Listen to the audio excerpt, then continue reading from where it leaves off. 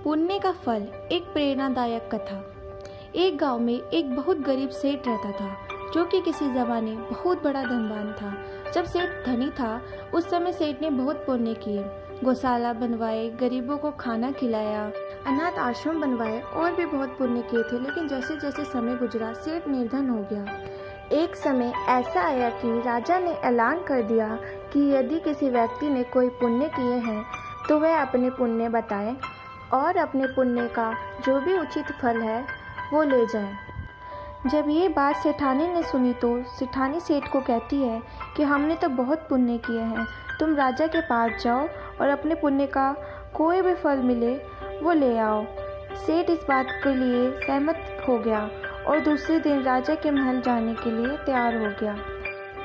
जब सेठ महल जाने लगा तो सेठानी ने सेठ के लिए 4 रोटी बनाकर बांध दी कि रास्ते में जब भी भूख लगे तो रोटी खा लेना।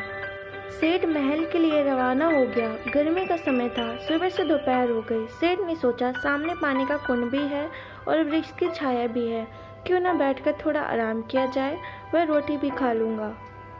सेठ वृक्ष के नीचे रोटी रखकर हाथ मुंह धोने लगा। तभी वहाँ एक कुतिया अपने 4-5 बच्चों को लेकर पहुँच गई और सेठ के सामने प्रेम से दुम हिलाने लगी, क्योंकि सेठ के पास अनाज की खुशबू आ रही थी। कुतिया को देखकर सेठ को दया आई। सेठ ने 2 रोटी निकालकर कुतिया को डाल दी। कुतिया भूखी थी, इसलिए कुतिया बिना समय लगाए दोनों रोटी खा गई और फिर से सेठ की तरफ देखने लगी।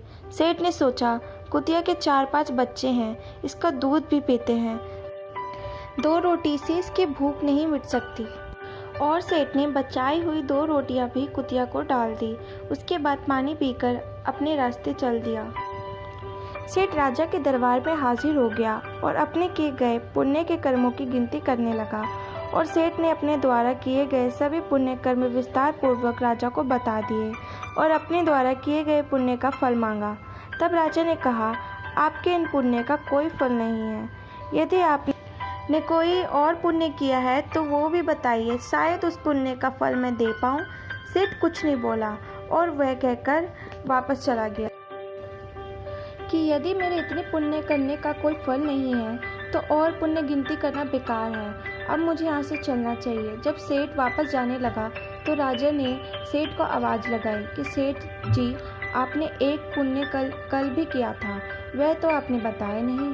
सेठ ने सोचा कि कल तो मैंने कोई पुण्य किया ही नहीं, राजा किस पुण्य की बात कर रहा है, क्योंकि सेठ भूल चुका था कि कल भी उसने कोई पुण्य किया था। सेठ ने कहा, राजा जी, कल मैंने कोई पुण्य नहीं किया।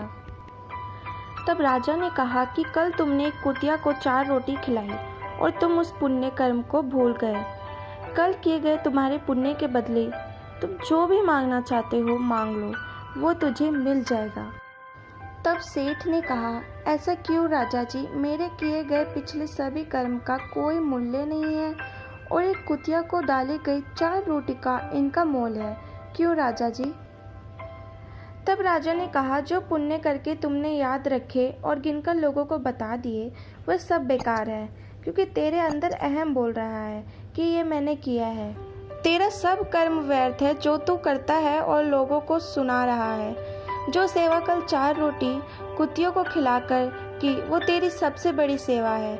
उसके बदले तुम मेरा सारा राज्य भी ले लो, वो भी कम है।